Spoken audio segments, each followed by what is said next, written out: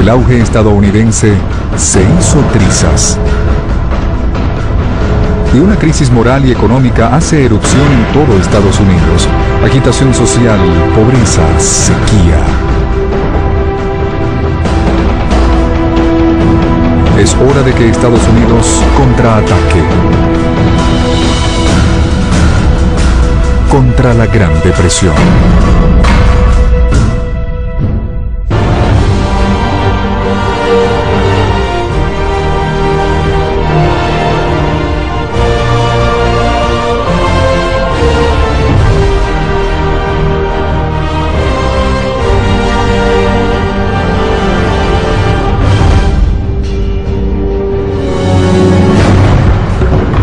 Los años 20 son la década del crecimiento estadounidense. El dinero fluye y los hoyos de petróleo hacen explosión. Los laboriosos granjeros trabajan duro. Las ciudades crecen. Los rascacielos suben más alto que los precios de las acciones en la bolsa de valores. Los estadounidenses aspiran a tener autos y casas nuevas en suburbios como Hollywoodland. En 1929 se invierte más dinero en publicidad que en educación. Nos dejamos llevar un poco por el consumismo y el capitalismo y nos salió el tiro por la culata. El auge está basado en el crédito. En 1929, 6.000 millones de dólares de bienes se compran a crédito, pero 80% de los estadounidenses no tienen ahorros. Algunas acciones están valoradas en 50 veces su precio. Es una burbuja gigante lista para estallar. En octubre de 1929 sucede lo inevitable. La bolsa de valores pierde 12 veces más dinero en 3 semanas de lo que gasta el gobierno estadounidense en un año. El país entero pudo verse hundido y casi se hunde, económicamente hablando. Un año después de la caída de la bolsa, la economía de Estados Unidos se tambalea en el borde del abismo. Diciembre de 1930. Las calles de Nueva York están en silencio. Ha pasado un año desde la caída de la bolsa en 1929 y solo 2% de la población tiene acciones. El otro 98% sigue con su vida. Hasta hoy. Este hombre sacudirá hasta su esencia la confianza de Estados Unidos en sus bancos. Él ha depositado su dinero en el banco de su localidad, el Banco de Estados Unidos. Un banco al que le quedan pocas horas de existencia. ¡Léanlo todo! Pero el artículo de un diario cuestiona la estabilidad de su banco. En ese momento empieza una reacción en cadena que sacudirá la economía de todo el país. Sin embargo, ni siquiera sabemos cómo se llama el hombre. Pero su historia fue registrada por el New York Times. Un pequeño comerciante en el Bronx fue a una sucursal del Banco de Estados Unidos y les pidió a los oficiales del banco que vendieran sus acciones de la institución. Buen día, señor. ¿Puedo ayudarlo? Sí, quiero vender mis acciones del banco. ¿Perdón? Las regulaciones bancarias son casi inexistentes en esa época. Las malas inversiones en bienes raíces significan que el banco solo se ha mantenido a flote por una contabilidad fraudulenta. Buen día, ¿en qué puedo ayudarlo? Quiero vender mis acciones. Esas acciones son una buena inversión. Le aconsejo que no las venda. Quiero mi dinero. Lo que menos necesita el banco es entregar todo su dinero. Casi presenciamos eso recientemente y yo he visto lo que puede suceder. He visto falsificaciones. El comerciante se fue y al parecer puso a correr la voz de que el banco se negó a vender sus acciones. A media tarde, un número considerable de personas, estimado entre 20.000 y 25.000, se reunió afuera del banco.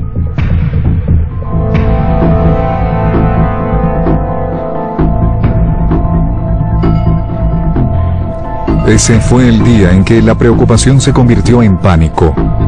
¿Le pasaría a los bancos lo mismo que le pasó a la bolsa de valores? La histeria se propaga como un fuego salvaje. Retiran $2 millones de esa sucursal, nada más. Aunque se le entregó su dinero a todos los depositantes antes de que cerrara,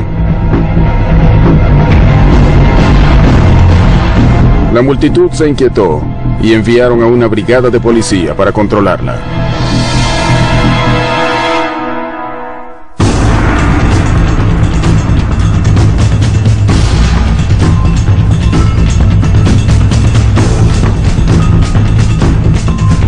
El problema se extiende a otras sucursales. A la mañana siguiente, el Banco de Estados Unidos había colapsado.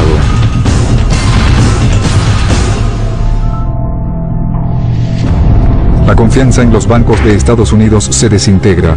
En los últimos 60 días de 1930 cierran 600 bancos.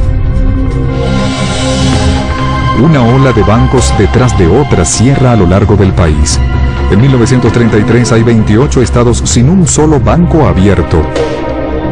A diferencia de hoy, el gobierno federal no reflota a los bancos.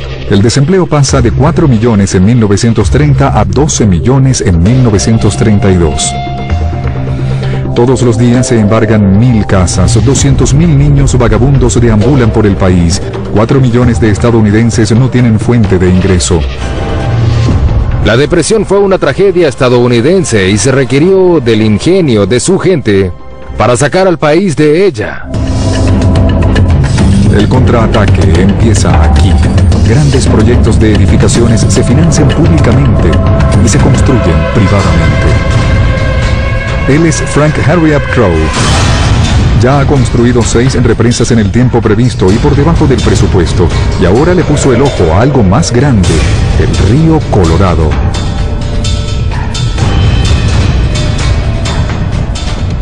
Fue una locura construir esa represa. Era la represa más grande que jamás se construyera. El río Colorado es uno de los ríos más poderosos del mundo. Cada segundo pasa más agua por esos cañones de la que cae por las cataratas del Niágara. El plan de Frank Crowe es aprovechar su energía. El agua y la hidroelectricidad transformarán todo el sureste. 4 de marzo de 1931. El gobierno da luz verde a la construcción de la represa Hoover. Antes de que empezaran a construir la represa Hoover, se convirtió en una metáfora. La gente la vio como una afirmación de la fortaleza de Estados Unidos, de nuestro ingenio, de nuestro talento para trabajar duro y de nuestra disposición para transformar el medio ambiente. La represa Hoover costará alrededor de $1.000 millones al cambio actual de la moneda. Frank Crowe ofreció reducir 2,5% de la ganancia de la represa si termina el trabajo rápido. Debería tomar 6 años construirla, pero Frank dice que puede hacerla en 4. 42.000 hombres de todo el país vienen buscando trabajo en la obra de construcción más grande de Estados Unidos. Frank Crowe acepta a 5.000 hombres dispuestos a trabajar más rápido y más duro que cualquiera. Es la supervivencia del más apto. Los hombres están dispuestos a hacer cualquier cosa para trabajar. En Estados Unidos hay una actitud de capacidad que viene del hecho de que a través de los siglos hemos enfrentado muchas adversidades. Y por lo general hemos triunfado. Primero fue el triunfo de urbanizar este vasto continente, poniendo los rieles de los trenes y utilizando toda la ingeniería civil, construyendo la represa Hoover. Todos eran retos increíbles. La construcción de la represa se hace en 2 etapas. La primera, desviar el río. La segunda, construir la colosal pared. Para desviar el bravo río Colorado se taladraron 4 túneles enormes a través de 5 kilómetros de piedra sólida. Cada túnel es del ancho de una autopista de 4 canales y del alto de un edificio de 5 pisos. A través de estos túneles se pueden pasar más de 5,5 millones de litros de agua por segundo. La represa Hoover era una afirmación de lo que era Estados Unidos. Nada es demasiado grande para enfrentarlo. Vamos a cambiar este país. Si Frank Crowe ya tenía prisa, ahora la presión es doble. El tiempo y el dinero son escasos porque los túneles solo pueden cavarse cuando el río está bajo, y eso es 4 meses al año. Además, hay una multa de $3.000 por cada día que el proyecto se retrase. El tiempo corre. La respuesta de Frank es tan audaz como él. perforadoras móviles gigantescas, 4 pisos de andamiaje transportados por camiones.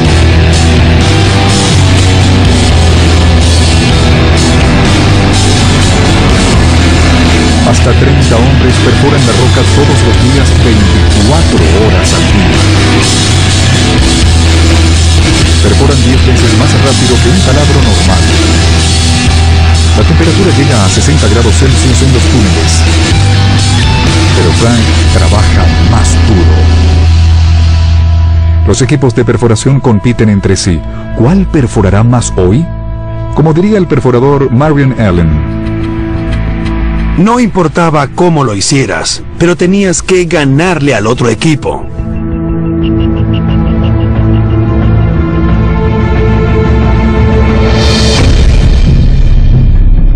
Gases tóxicos salen de los camiones. Se acumulan en los túneles. Penetran en los pulmones de los trabajadores, en su sangre. Señores, sáquenlo de aquí. El envenenamiento por monóxido de carbono cobra vida de cientos de hombres. Una noche fui a trabajar y en mi equipo había 17 hombres. Al día siguiente los únicos que quedábamos éramos yo y otros 3 hombres. A los demás se los llevaron enfermos. Era duro.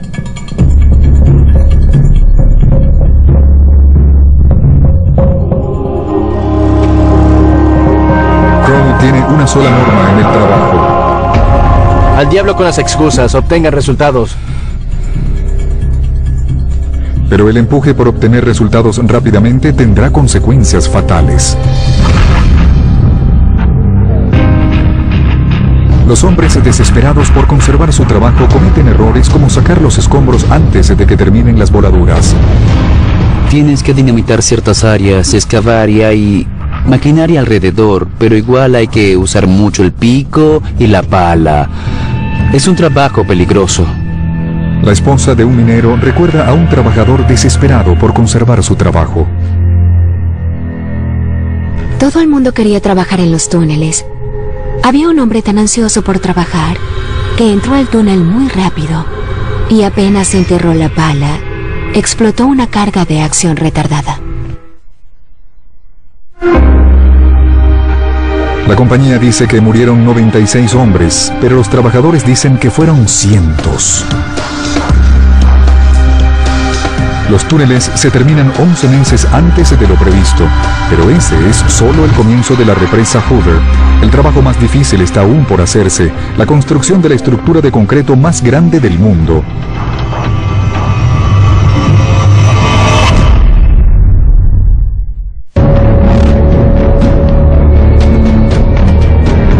Frank Crow está llevando adelante la construcción de la represa Hoover, el proyecto de ingeniería más grande que haya visto Estados Unidos. Frank hace que sus hombres trabajen duro. Los equipos trabajan día y noche.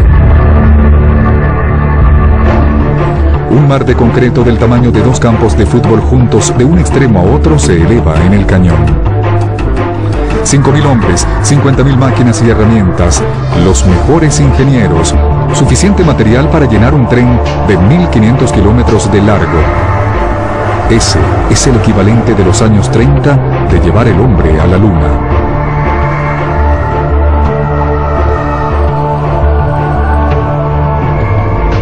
Hay que vaciar cerca de 6.000 toneladas de concreto. Eso es suficiente para hacer una acera de 1 metro de ancho alrededor del mundo.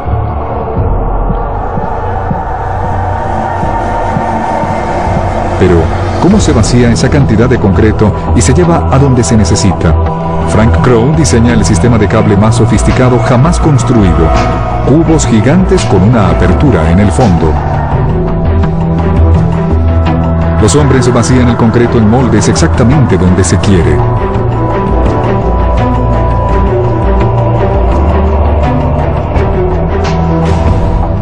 Los romanos inventaron el concreto hace 2000 años, pero la represa Hoover es la primera represa de concreto grande de la historia. Virtualmente, todas las represas de hoy son de concreto. El concreto es maleable y fuerte. Es el material preferido en el mundo para la construcción de cualquier estructura. Frank está corriendo contra el tiempo y tiene un gran problema. Cuando el concreto se seca, genera calor. Si la represa se construyera con un solo vaciado, produciría suficiente calor como para hornear 1 millón de rebanadas de pan todos los días durante 3 años.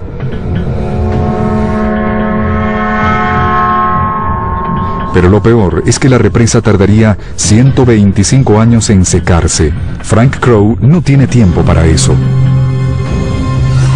Estábamos contra la pared, pero descubrimos quiénes éramos, así que trabajamos para salir de la depresión. El secreto para enfriar el concreto reside en la represa misma. 937 kilómetros de tubería de 2,5 centímetros transportan agua helada del mismo río que la represa está conteniendo.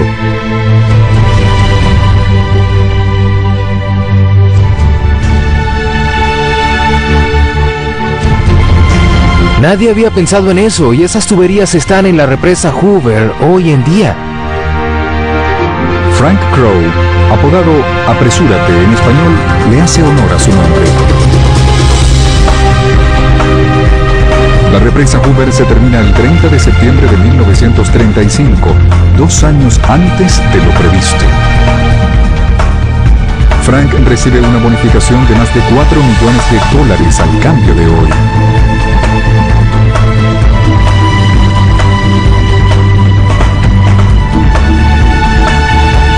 Para esos trabajadores, haber construido algo tan monumental y desafiante como la represa Hoover fue una hazaña de la construcción. Y yo creo que nos dio a todos el sentido de lo posible. Es 1936 y la represa Hoover es la instalación hidroeléctrica generadora de electricidad más grande del mundo. Cada uno de sus 17 generadores pesa más que 4 jets Jumbo. En conjunto pueden suministrar electricidad a 750.000 personas en ciudades en auge como Los Ángeles. La represa crea el lago Mead, que con más de 600 kilómetros cuadrados es el mayor embalse de Estados Unidos. Y ayuda a que California produzca más comida para Estados Unidos que cualquier otro estado. Los trabajadores de la represa Hoover hacen que algo más vaya en auge. Un pequeño pueblo a 50 kilómetros de distancia a donde van a beber y apostar. Su nombre: Las Vegas. En palabras de la esposa de uno de los trabajadores de la represa Hoover: cuando los hombres trabajaban en ambientes tan peligrosos, no podías culparlos por relajarse. Se estaban divirtiendo. En 1930, apenas 5.000 personas vivían en Las Vegas. Después llegaron los trabajadores de la represa, luego los turistas, más tarde llegaron las apuestas y ahora más de 37 millones de personas vienen todos los años a divertirse en Las Vegas. Después de 70 años, la represa Hoover todavía le suministra electricidad a los estados de Nevada, Arizona y California. Un hotel en Las Vegas tiene el faro más grande del mundo, 40.000 millones de bombillas. Con su luz se puede leer un diario a 16 kilómetros en el espacio.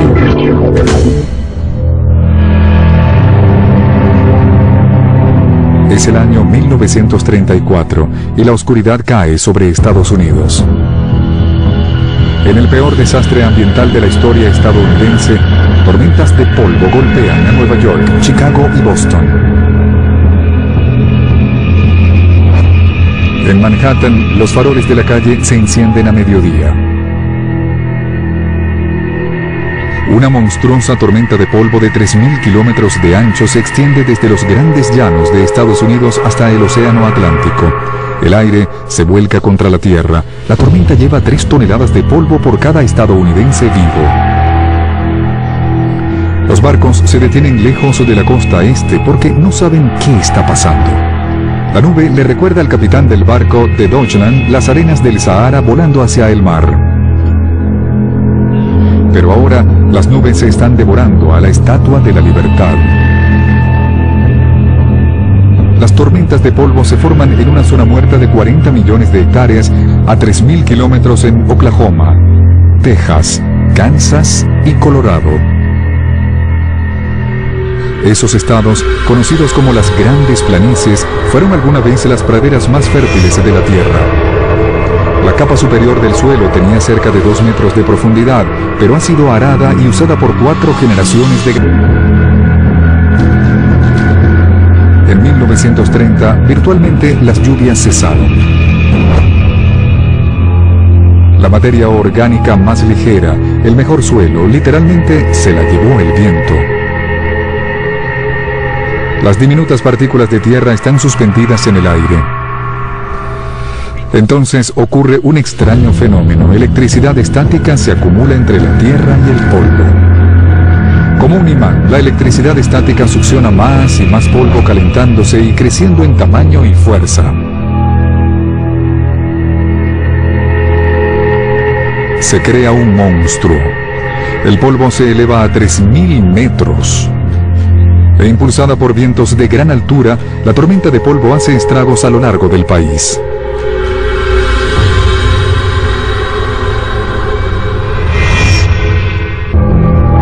El 14 de abril de 1935, Lamar, Colorado.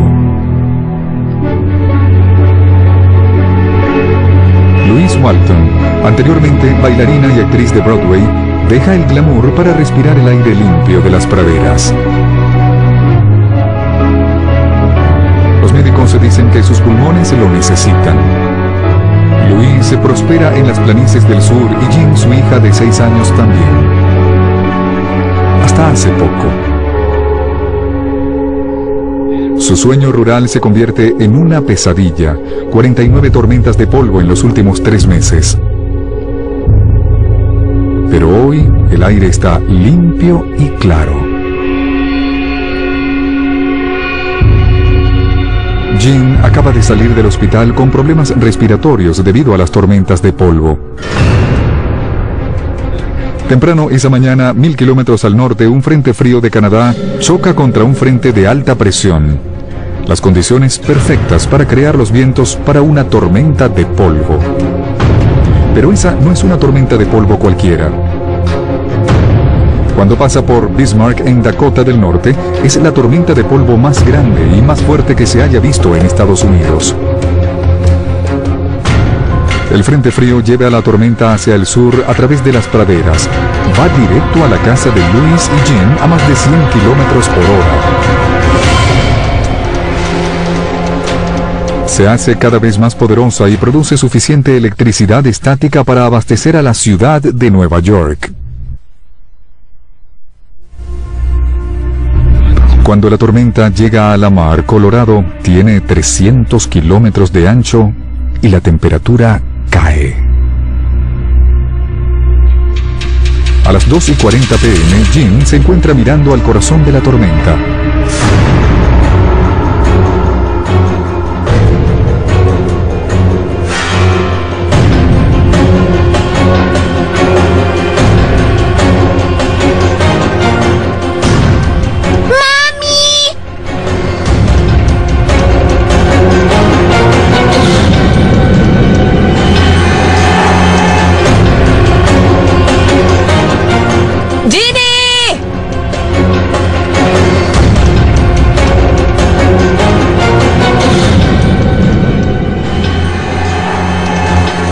Parecía que estuviera atrapada en un remolino. De pronto todo se puso oscuro y no podía ver nada.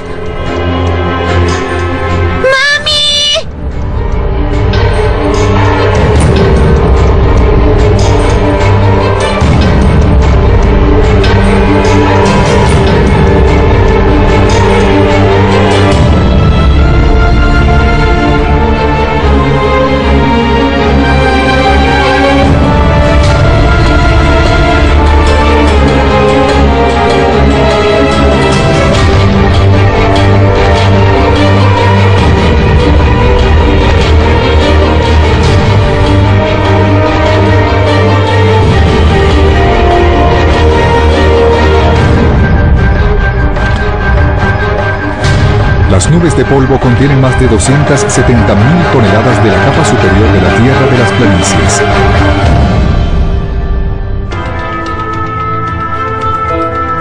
La gente se ata con cuerdas antes de ir al granero a poca distancia.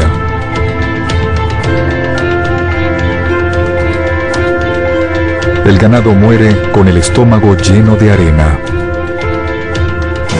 Hay gente que recuerda que pasó días y días y días atrapadas en su casa sin ver la luz del día porque el polvo fue tan fuerte y tan denso a cientos de kilómetros a la redonda durante días que no podían ver la luz.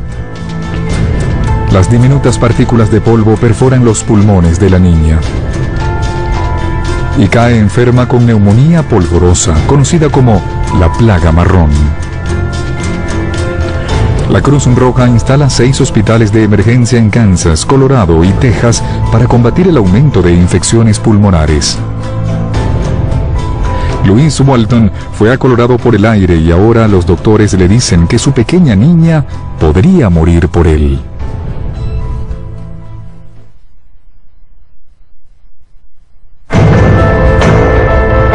En las grandes planicies se prepara un éxodo de proporciones bíblicas. En 1936 los granjeros están perdiendo $25 millones al día. La agricultura ya no es una posibilidad. La Gran Depresión se apodera de ellos, sus hipotecas se vencen, no pueden pagarlas, no están cultivando, pierden la granja de la familia, pierden su identidad. Un siglo antes, 500.000 de personas había marchado al oeste por el mismo sendero en busca de esperanza. Ahora 250.000 de ellos huyen desesperados de la cuenca de polvo. Pero no todo el mundo puede optar por esa alternativa. Jim y Louis sobreviven el evento conocido como el Domingo Negro y se quedan. No les queda nada más que su determinación y su voluntad.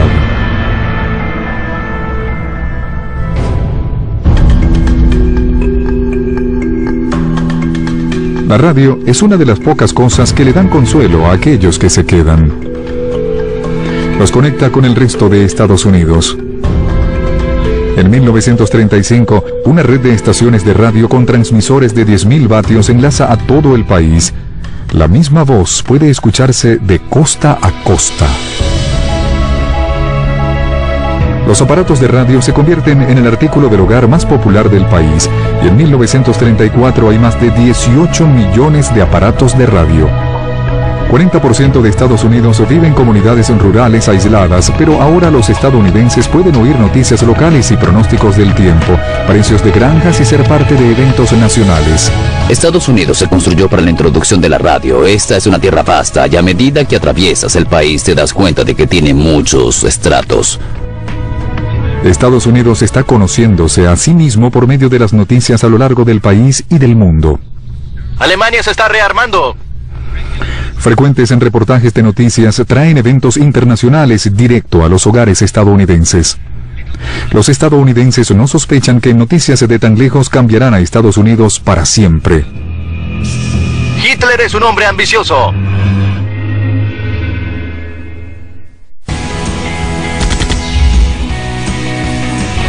Acceda a la información que buscas sobre las series, los especiales y los temas de tu interés.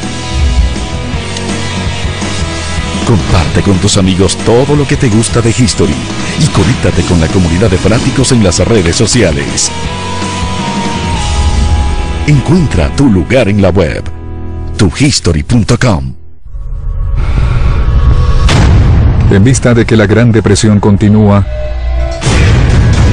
el Congreso y el gobierno aprueban planes para construir una serie de estructuras que esperan ayuden a los estadounidenses a superar esta época tan nefasta. Los franceses le regalaron a Estados Unidos la Estatua de la Libertad. Ahora se construye en Estados Unidos un monumento para el pueblo.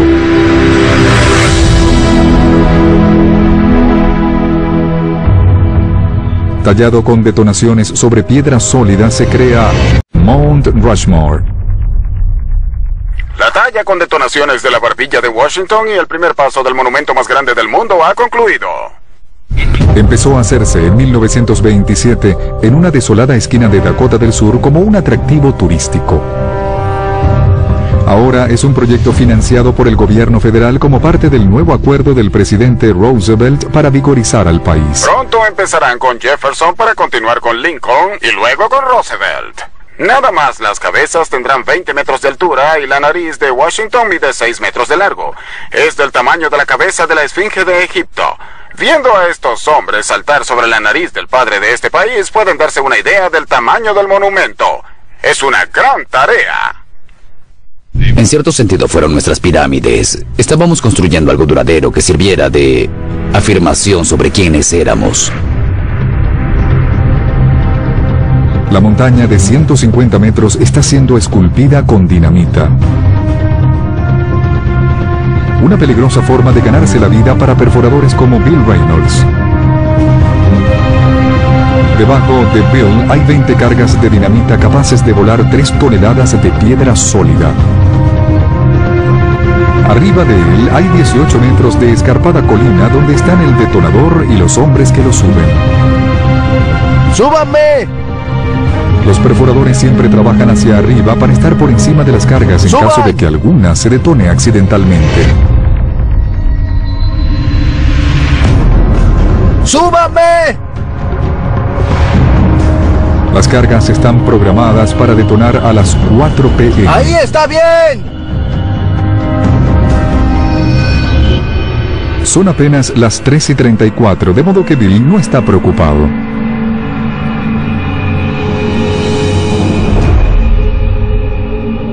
Pero detrás de él se está formando una poderosa tormenta.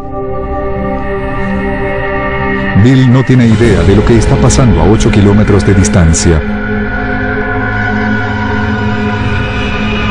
La carga eléctrica baja por los cables de corriente hasta Mount Rushmore y el detonador.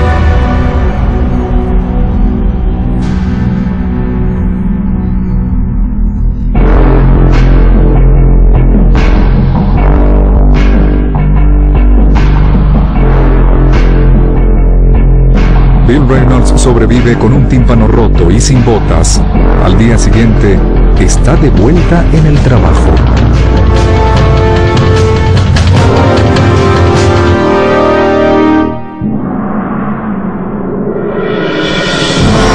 Mount Rushmore se convierte en un destino significativo para todo Estados Unidos. Los retratos de los presidentes Abraham Lincoln, Theodore Roosevelt y Thomas Jefferson se suman al de George Washington. Hombres comunes y corrientes de las mismas proporciones se apostarán tan altos como edificios de 40 pisos y caminarán por el río Mississippi sin mojarse las rodillas. 10 centímetros adicionales de granito cubren los rostros de los presidentes para evitar la erosión causada por el viento y la lluvia. Para que se desgasten 2,5 centímetros de granito, tienen que pasar 10.000 años. Mount Rushmore fue diseñado para recobrar su forma original dentro de 30.000 años. Es un símbolo de la fe de Estados Unidos en su futuro, así como en su pasado.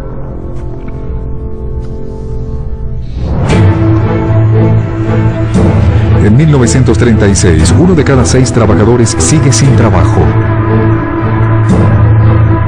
A pesar de los programas de obras públicas del gobierno, la recuperación económica es poca. Las obras públicas no están funcionando, la empresa libre se está estancando.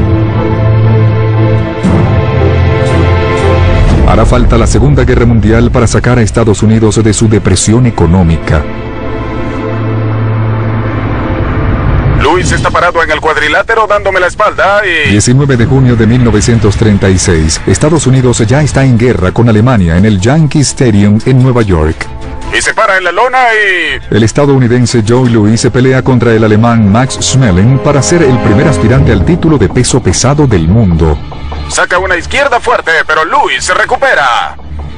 Con un récord de 24 triunfos consecutivos, Joe es el favorito 10-1. Y le dio a Louis una derecha magnífica en la mandíbula sabiendo 57 millones de personas escuchan la pelea en la radio. Lewis responde con buenas derechas e izquierdas cortas y rápidas. Es el 12º y último asalto. Mejora y trata de darle hacia arriba por un costado de la cabeza a Lewis. A Joe Louis le están dando una paliza. Schmeling se repone y le conecta un derechazo a Lewis en la mandíbula. Nieto de esclavos, echado de Alabama con su familia por el Ku Klux Klan, y luego la depresión le quita el trabajo a su familia. El desempleo entre los afroamericanos urbanos llega a 50%. Joe mantiene con vida a su familia boxeando. En 3 años llegó a la cima peleando.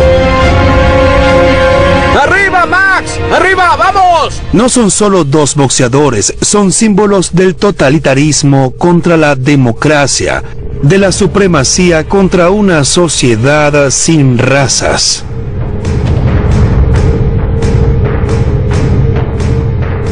Estados Unidos ve a Schmeling como un viejo. Él tiene 30 y Joe 22.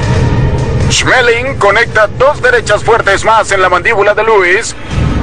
Le hincha la mejilla derecha a Lewis y Lewis cae. Pero esta noche, Joe subestima a su oponente alemán mucho más viejo que él. Lewis cae y se sostiene en las cuerdas y tristemente es un peleador cansado. Se está frotando los ojos.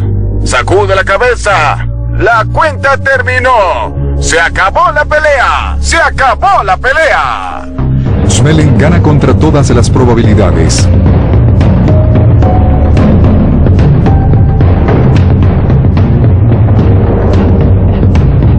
Alemania se alza. Y Estados Unidos está de rodillas. Pero no por mucho tiempo. Estados Unidos se vengará en la pelea más cargada políticamente de todas.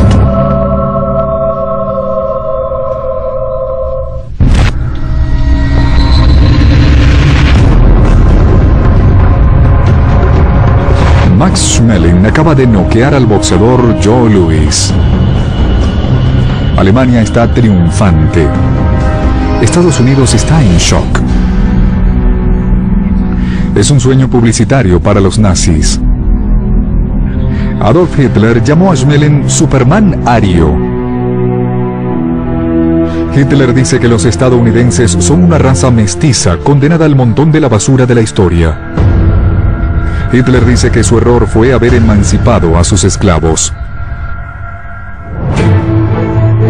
Fui humillado, pero tenía que probar que era el mejor peso pesado del mundo.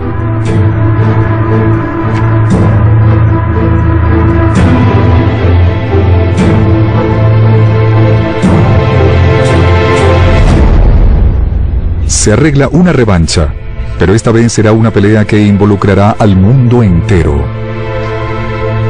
Aunque la prensa lo ataca, Joe sigue entrenando. En Alemania, los nazis amplían su poder, fortalecen su ejército y se preparan para atacar a sus vecinos. El segundo encuentro entre Joe Louis y Max Schmeling tuvo una proporción mucho mayor que cualquier otra pelea en la historia del boxeo. Esta es la atracción principal, 15 asaltos.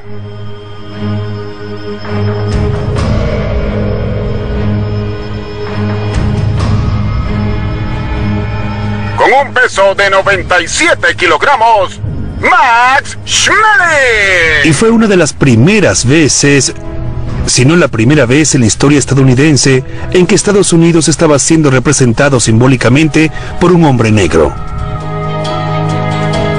Con pantalones negros, el famoso bombardero marrón de Detroit, Joe Louis. 22 de junio de 1938. Finalmente se lleva a cabo la revancha. La publicidad alcanza niveles febriles. 70.000 personas se vuelcan hacia el Yankee Stadium en Nueva York para ver la pelea en vivo. Joe Louis está en su esquina preparándose para la pelea. 70 millones de personas a lo largo del país sintonizan la pelea en la radio. Más de 100 millones de personas la escuchan alrededor del mundo. La mayor audiencia de cualquier cosa en cualquier parte para esa fecha. Me imagino la inmensa presión que sentía Joe Louis cuando salió al cuadrilátero porque casi todo el mundo estaba pendiente de él. La pelea ya no es solo un encuentro boxístico, es una batalla de ideologías y John Lewis lo sabía muy bien. Schmeling representaba aquello que les disgustaba a los estadounidenses, y ellos querían golpearlo, y golpearlo duro. Y suena la campana. Y ahí estamos, de vuelta en el cuadrilátero con Arthur Donovan, y Joe Louis está de frente en el cuadrilátero. Max está dando vueltas, Joe Louis empieza el ataque con 2 izquierdas, directo a la barbilla. Conecta a Schmeling, directo a la cara, forcejea con Louis. Y Louis conecta un derechazo, va a las cuerdas, contra las cuerdas, y allí lo tiene Louis, y conecta una y otra vez sobre el cuerpo de Schmeling, y este está resintiendo los golpes de Louis.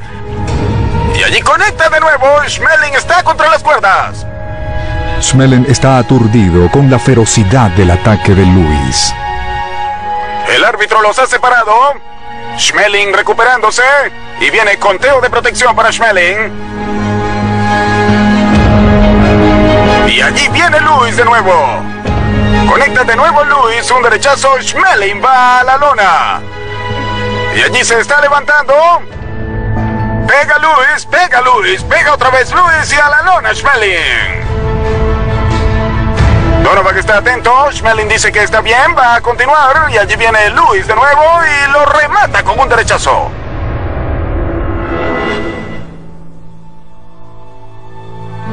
Schmeling está en la lona.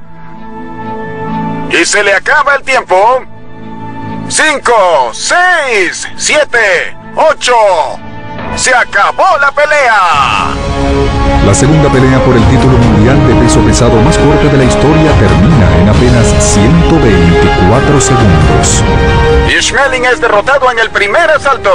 Es la primera vez que una pelea por el título mundial de peso pesado cambia de manos en un asalto. ¡En un asalto! Ahora sí soy campeón mundial. Al final de la pelea, Joe Louis, ese ser inferior, hijo de quienes fueran esclavos, le gana a la raza superior. Schmeling sabe lo que su derrota significará para los nazis. Después de esa derrota dejé de existir para Hitler. Mi nombre simplemente desapareció de los diarios. Joe Louis es el héroe de Estados Unidos otra vez. Para muchos estadounidenses, su victoria restaura el orgullo y la confianza que tienen en su nación. Algo te va a noquear. Pero no puedes quedarte en la lona, tienes que levantarte y seguir adelante. No puedes sentarte a lamentarte y ciertamente no puedes mirar hacia atrás y ponerte a recordar los viejos tiempos. Tienes que seguir adelante y reinventar las cosas. También creo que eso nos va a ayudar a superar la crisis que estamos enfrentando. La Gran Depresión en Estados Unidos le trajo penurias a millones de estadounidenses. Sin embargo, una prueba de resistencia más desafiante está a la vuelta de la esquina, no solo para Estados Unidos, sino para gran parte del mundo. Como a muchas naciones, Estados Unidos de América será atacado. Más de 400.000 estadounidenses morirán mientras la Segunda Guerra Mundial absorbe a Europa y gran parte del mundo. Pero al final, la Segunda Guerra Mundial convertirá a Estados Unidos en la potencia económica más grande del mundo.